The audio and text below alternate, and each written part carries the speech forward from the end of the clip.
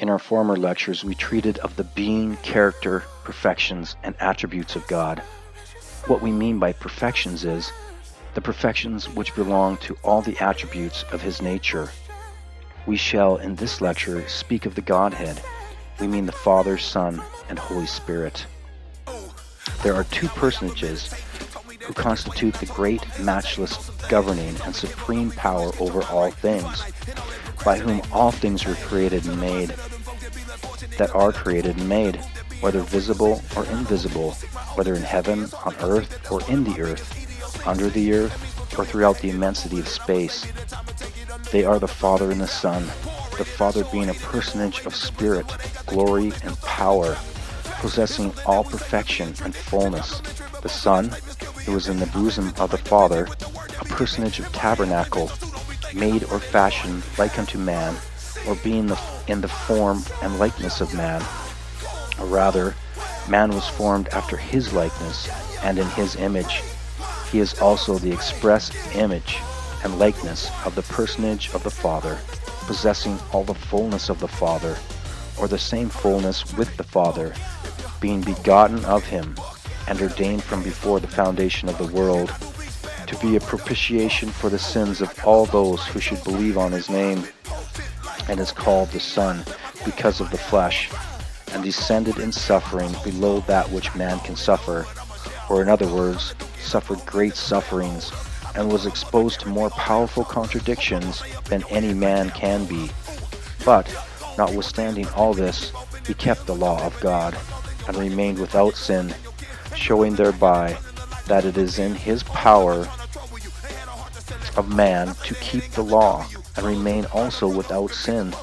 and also that by Him a righteous judgment might come upon all flesh, and that all who walk not in the law of God may justly be condemned by the law, and have no excuse for their sins. And He, being the only begotten of the Father, full of grace and truth, and having overcome, received the fullness of the glory of the Father, possessing the same mind with the Father, which mind is the Holy Spirit, that bears record of the Father and the Son. And these three are one, or in other words, these three constitute the great, matchless, governing, and supreme power over all things, by whom all things were created and made that were created and made. And these three constitute the Godhead, and are one.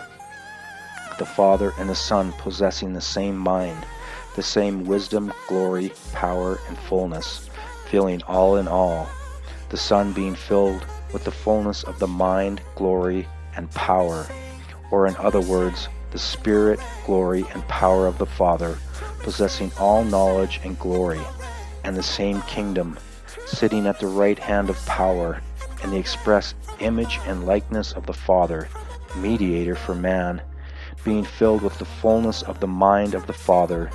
or in other words, the Spirit of the Father, which Spirit is shed forth upon all who believe on His name and keep His commandments. And all those who keep His commandments shall grow up from grace to grace, and become heirs of the heavenly kingdom, and joint heirs with Jesus Christ, possessing the same mind, being transformed into the same image or likeness, even the express image of Him who fills all in all, being filled with the fullness of His glory, and become one in Him, even as the Father, Son, and Holy Spirit are one.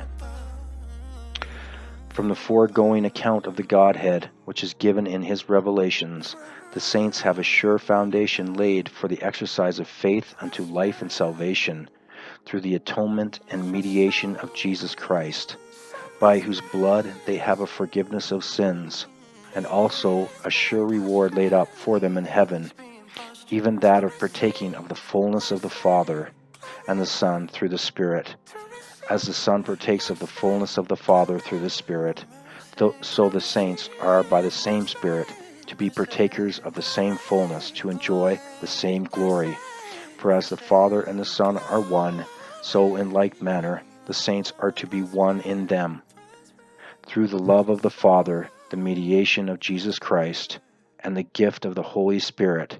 they are to be heirs of God and joint heirs with Jesus Christ.